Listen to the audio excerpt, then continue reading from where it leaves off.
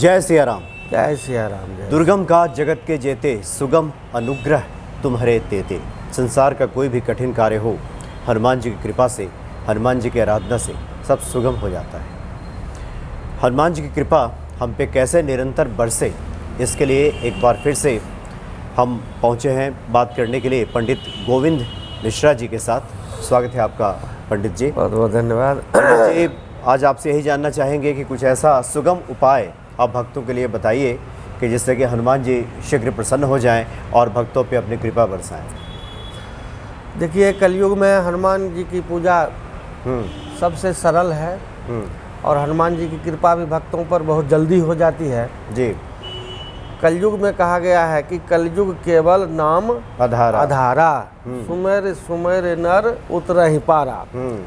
तो कलयुग में जो जितनी प्रार्थनाएं करेंगे, भजन करेंगे, स्तुतियां करेंगे, कीर्तन करेंगे, उतनी जल्दी भगवान प्रसन्न हो जाते हैं, रीझ जाते हैं। इसके लिए मैं सरल उपाय आज यह बताने वाला हूं कि भगवान की आप स्तुति करें। स्तुति का मतलब उनका जैसे भजन है, कीर्तन है, और जैसे नमो अंजनी नंदन वायुपूतम सदा मंगलागार श्री राम दूतम महावीर वीरे स्त्रिकाल वेशम घनानंदम निर्द्वंद हरता कलेशम। तो इस तरह की स्तुतियां करने से भगवान प्रसन्न होते हैं। और सीताराम सीताराम जपने से भी मतलब एकदम सरल विधि है कि सीताराम सीताराम जब आप कहते हैं, राम राम जितना आप सीताराम राम राम कहते हैं, भगवान उतना ही प्रसन्न होते हैं, उतना ही खुश होते हैं। तो कलयुग में सबसे सरल उपाय है, आसान है कि आप उनके नामों का संकीर्तन करें। और नामों के संकीर्तन में आसानी ये है कि आप बिना स्नान किए, बिना पूजा पर बैठे, कहीं भी मन ही मन जय श्री राम जय श्री राम जय श्री राम या जय हनुमान जय हनुमान जय हनुमान कर रहे हैं। कोई मान लीजिए श्लोक नहीं आ रहा है, हनुमान चालीसा भी नहीं आ रहा है, तो जय श्री राम तो सबको आता है। जी हाँ, बिल्कुल, बहुत ही आसान है। और सीताराम सीताराम कहिए, जाहि विधि राखे राम ताहि विधि रहिए। जब इस तरह से आप अपनी बातों को सौंप देते हैं भगवान के ऊपर और कहते हैं कि आपके बिना मेरा कोई नहीं है, तो सब कुछ आपको मिल जाता है और वहीं से कृपा मिलती है आपको हनुमान जी से। इसमें किसी प्रकार की शंका की बात नहीं है।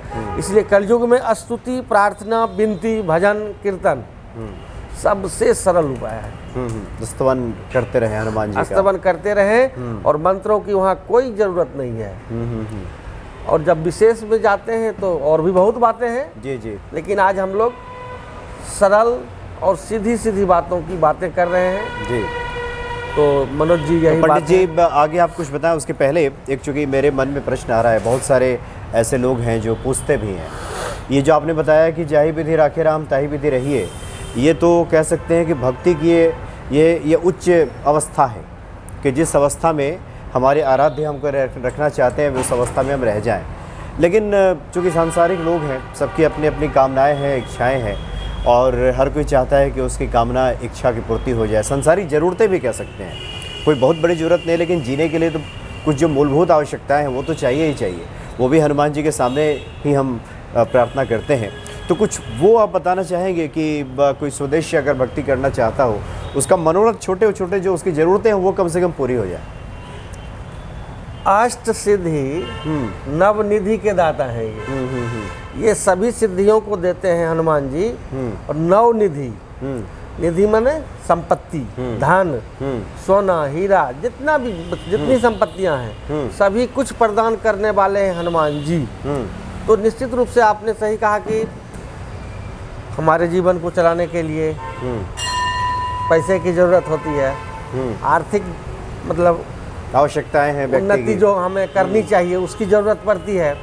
तो इसके लिए तो निश्चित रूप से हनुमान जी से हम जब मांग करते हैं कि हे हनुमान जी हमें ये दो, वैसे देखिए हनुमान जी सब कुछ जानते हैं कि हमारे भक्त को क्या चाहिए। भक्त तो सबसे पहले एकदम से भक्ति में जब लीन हो जाए और भगवान को सब कुछ समर्पित कर दे तो भगवान भक्त की आवश्यकता को समझते हैं। इसको घर चाहिए, फ्लैट चाहिए, वस्त्र चाहिए, अच्छे अच्छे भोजन चाहिए, लेकिन सुंदर भोजन पाने के लिए सुंदर भजन कीर्तन भी बहुत जरूरी है। जितना सुंदर आपका मन रहेगा उतना सुंदर आपको वो धन देंगे। आपके मन के हिसाब से भगवान धन देते हैं। इसलिए पहले आप हनुमान जी के प्रति, क्योंकि कलयुग में हनुमान जी से बढ़कर के देने वाले कोई नहीं है। क्यों? सभी देवताओं का अंश है इनमें, और सभी देवताओं ने इन्हें भार सौंपा है कलयुग में कि आप सभी भक्तों का कल्याण करें। चाहे कृष्ण भगवान हो, राम जी हो, कोई भी हो, विष्णु भगवान हो, सभी ने इनके ऊपर सौंपा हुआ है कार्य कि आप कलयुग में सभी भक्तों को आनंद दीजिए, खुश रखिए, स्वास्थ्य बढ़िया रखिए, ये आपके ऊपर है। लेकिन एक बार की बात है, द्रौपदी ने कहा कृष्ण भगवान को कि आप कहते हैं कि मैं सखा हूँ, भाई हूँ, मित्र हूँ, कुटुंब हूँ, परिवार हूँ, और आपके सामने मेरा संसार लुट गया, मेरी इज्जत लुट गई, आप कुछ नहीं कर सके, क्या है आप भगवान? तब कृष्ण भगवान ने उनको जवाब दिया द्रौपदी को कि जितना मैंने जितनी गलती नहीं की है उससे ज़्यादा तुम्हारा क्रोध हो रहा है। कैसे? तुम ये बताओ, जब शकुनी ने कहा कि मैं दुर्योधन की तरफ से पासा फेंकूंगा तो सब लोग तैयार हो गए, लेकिन तुम्हारे 5 पतियों में से किसी एक पति ने भी कहा कि मेरे तरफ से कृष्ण भगवान पासा फेंकेंगे? जब तुम मेरे ऊपर सौंपोगे नहीं, कहोगे नहीं कि ये करोगे, ये करना है, तो मैं कैसे करूँगा? इसलिए मेरा दोष उसमें कुछ भी नहीं है।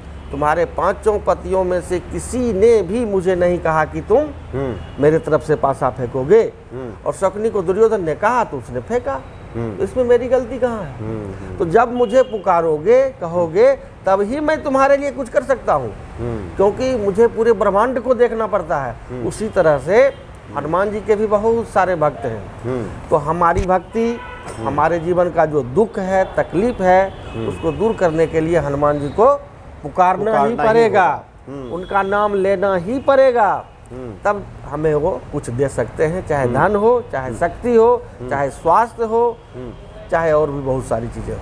आपने अष्ट सिद्धि नवनिधि के दाता असवरदीन जानकी माता इसकी बात की, तो क्या ये इसको मंत्र रूप में भी भक्त लें और आराधना करें? बिल्कुल बिल्कुल। ये जिनको धन की बहुत आवश्यकता है वो इसका जाप करें, और अगर 1,25,000 अर्थात 1.25 लाख इसका जप वो कर देते हैं हनुमान जी के सामने, तो समझिए कि उनको धन की कमी नहीं रहेगी। तुलसी की माला से, तुलसी की माला से निश्चित रूप से करें, और तुलसी के पत्ते, लड्डू का भोग लगा करके, धूप दिया जला करके, और उसके बाद इसका जाप 1.25 लाख गिनती के साथ पूर्ण कर दें, हवन कर लें। देखिए उनके पास धन की कभी हनुमान जी कमी नहीं होने देंगे, यह गारंटी है। और निश्चित रूप से यह उनको, बहुत लोगों को मिला भी है ऐसा।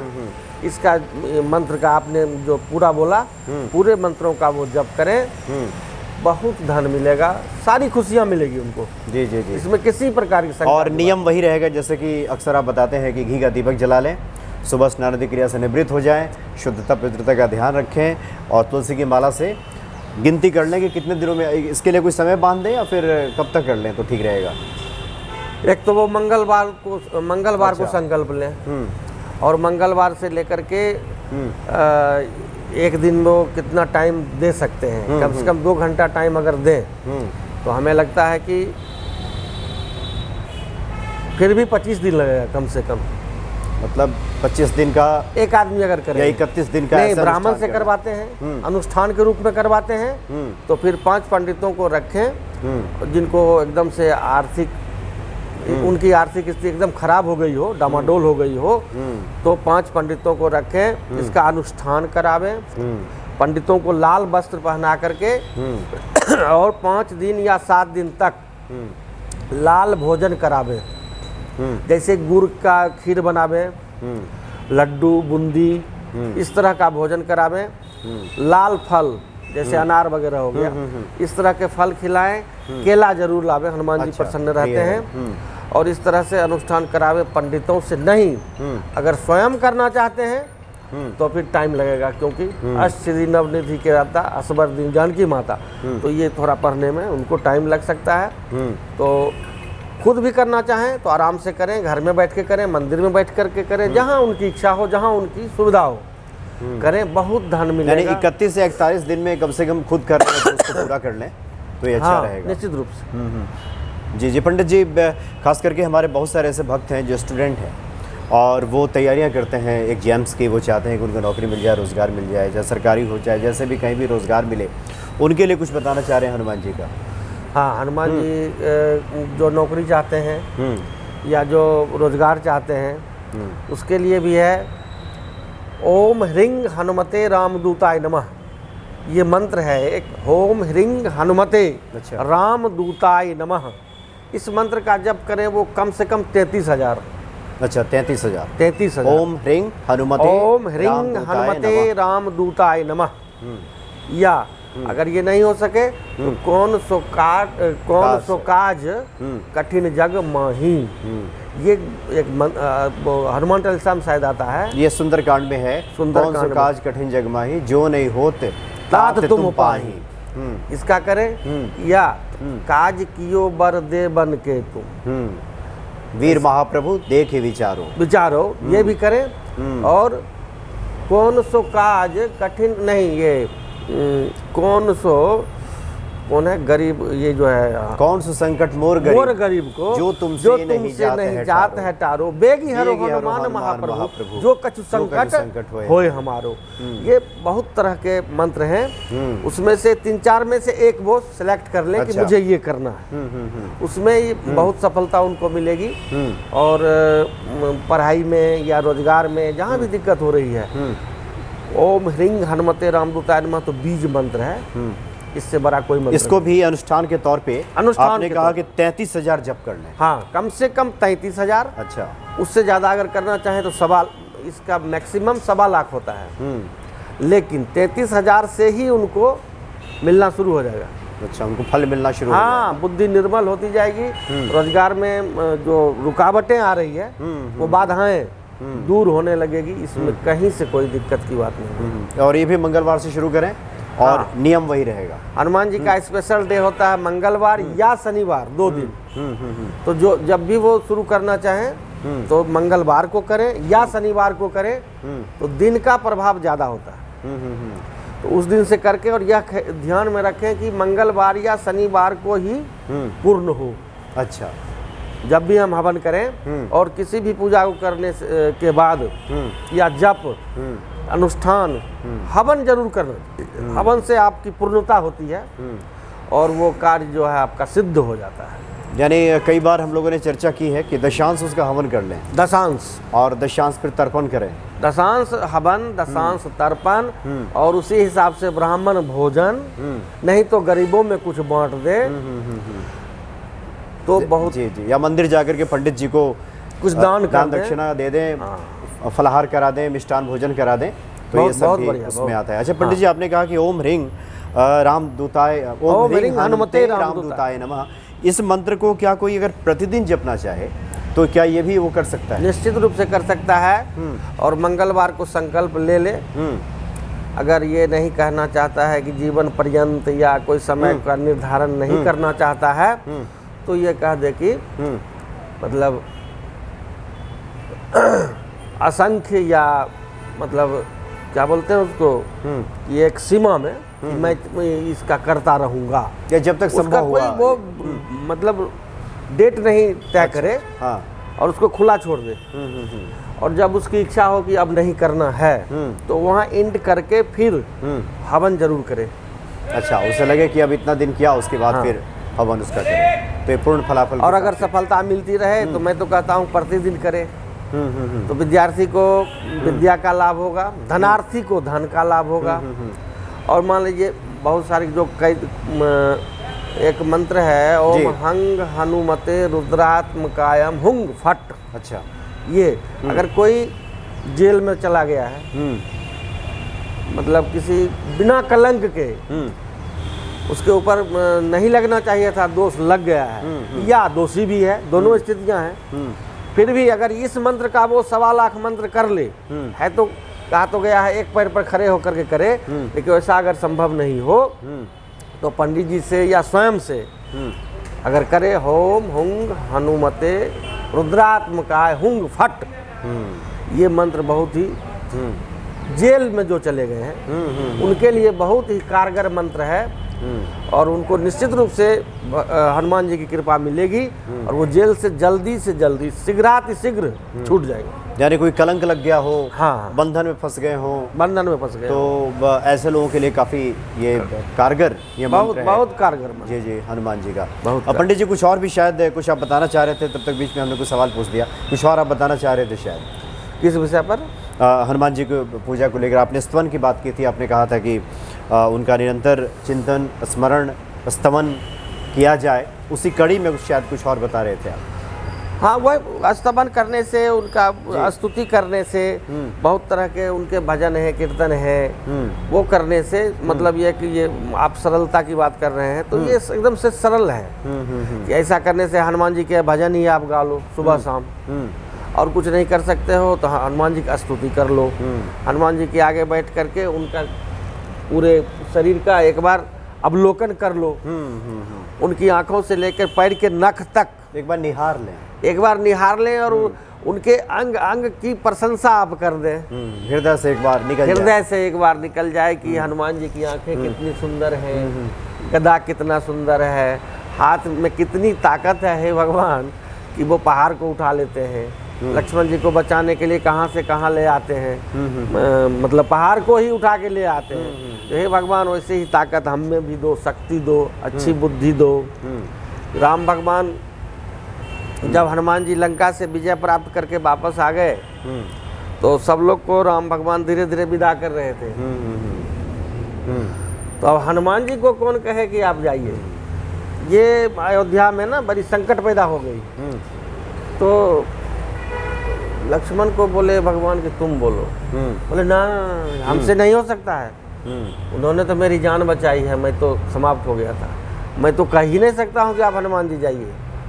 मतलब कोई तैयार ही नहीं हुआ, ये राम भगवान के हमसे तो ये हो ही नहीं सकता। अब सोचिए हनुमान जी की इतनी महत्ता है कि भगवान भी हिम्मत नहीं कर पा रहे हैं कि आप अयोध्या से चले जाइए, और सभी देवताओं को, सभी जो उनके राक्षसगण मतलब ये थे क्या बोलते हैं, वानर के जो सेना जो आई थी, सेनाएं जो थी विभीषण तक सभी चले गए। अब हनुमान जी को यह कहने की हिम्मत भगवान की नहीं हो रही है कि आप चले जाएं। इतने बड़े ये भक्त हैं और इनके मतलब सीने में राम और सीता का अवलोकन होता है।